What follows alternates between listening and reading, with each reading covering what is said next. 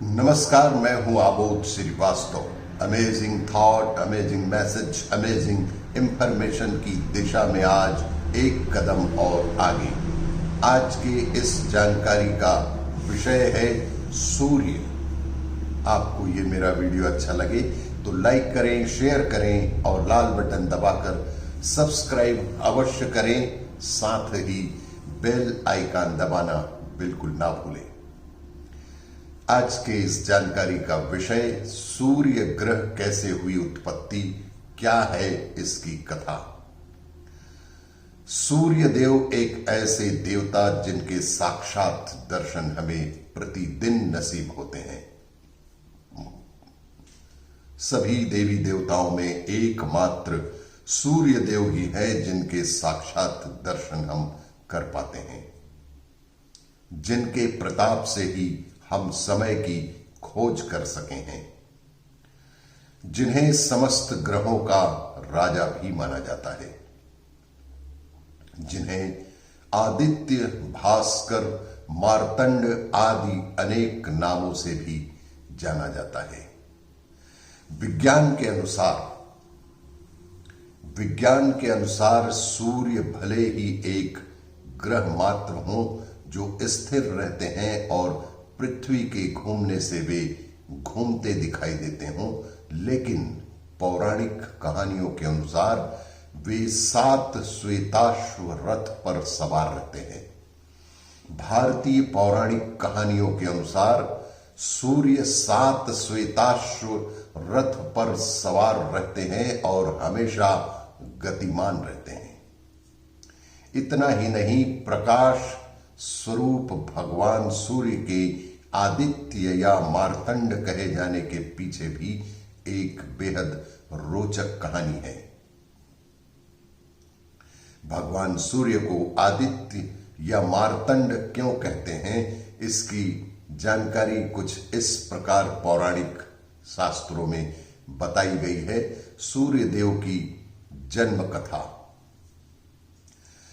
वैसे तो माना यह जाता है कि सृष्टि आरंभ में अंधेरा ही अंधेरा था, लेकिन भगवान श्री विष्णु के नाभि कमल से जन्मे भगवान ब्रह्मा ने अपने मुखार बिंद से सबसे पहले जो शब्द उच्चारित किया वह था ओम।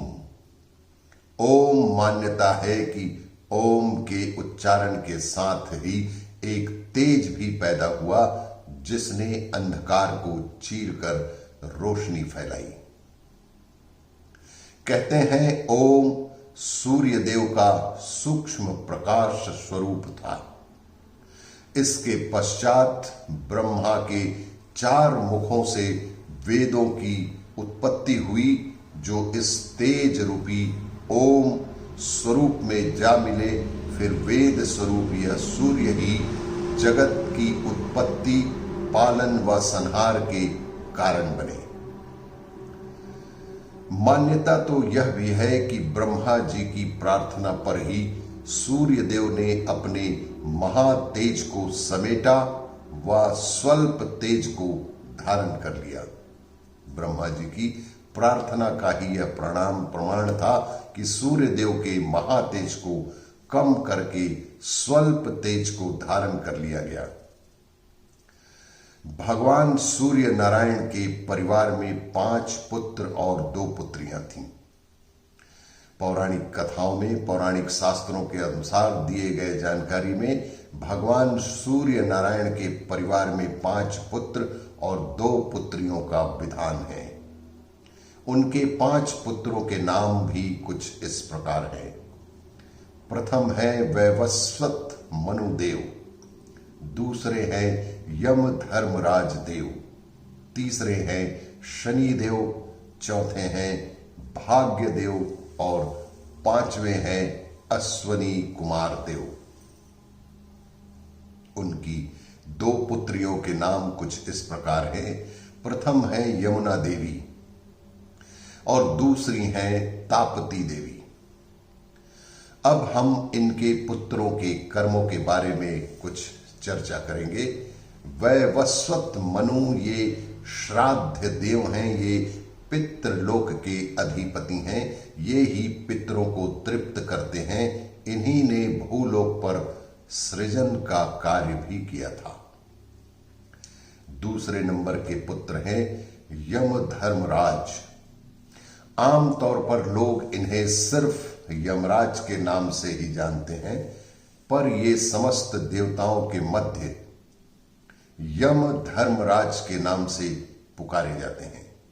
इन्हें मृत्यु का देवता भी कहा जाता है। जीवन और मृत्यु इन्हीं के नियंत्रण में है। ये काल रूप माने जाते हैं। तीसरे पुत्र है शनिदेव। ये न्यायप्रिय हैं स्वभाव से। ये कभी किसी के साथ अन्याय नहीं होने देते हैं और इसीलिए इन्हें दंडाधिकारी भी कहा जाता है। शनिदेव को दंडाधिकारी के नाम से भी जाना जाता है। ये भगवान सूर्य की दूसरी पत्नी छाया से उत्पन्न हुए थे। ये भगवान सूर्य की दूसरी पत्नी छाया से उत्पन्न पुत्र हुए हैं। चौथे नंबर पर है भाग्यदेव। इनकी पितृ भक्ति से प्रसन्न होकर भगवान सूर्य नारायण ने इन्हें वरदान दिया कि ये जिससे चाहे कुछ भी ले सकते हैं और जिनको चाहे कुछ भी दे सकते हैं। ये भगवान सूर्य की पहली पत्नी संज्ञा से उत्पन्न हुए पुत्र हैं। पांचवें हैं अश्वनी कुमार। अश्वनी कुमार ये देवताओं के वैद्य हैं। इनके पास शरीर से जुड़ी हर समस्या का समाधान है। ये भी भगवान सूर्य की पहली पत्नी संज्ञा से उत्पन्न पुत्र हैं।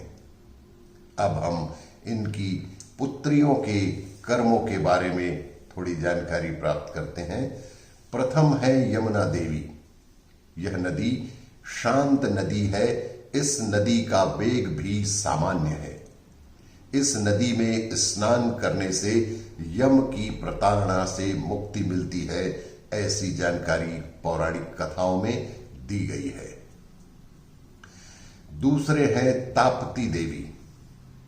यह नदी यमुना देवी से स्वभाव में थोड़ी विपरीत है। इस नदी का वेग बेहद तीव्र है और स्वभाव से ये प्रचंड है।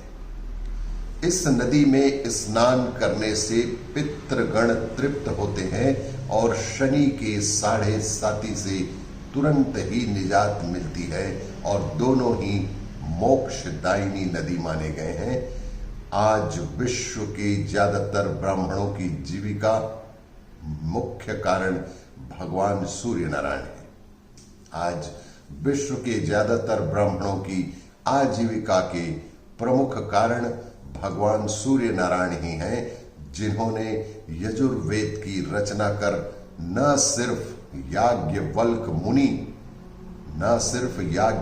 मुनि को कृतज्ञ किया, अपितु संपूर्ण ब्राह्मणों को भी कृतज्ञ किया है। आज अगर ब्राह्मण अपना कर्म कराकर गर्व की अनुभूति करता है तो निश्चित रूप से उसके इस गर्व का मूल कारण भगवान भास्कर ही हैं। और भी इसी तरह की जानकारियों के लिए देखते रहिए मेरा वीडियो। लाइक करें, शेयर करें और सब्सक्राइब अवश्य करें। धन्यवाद।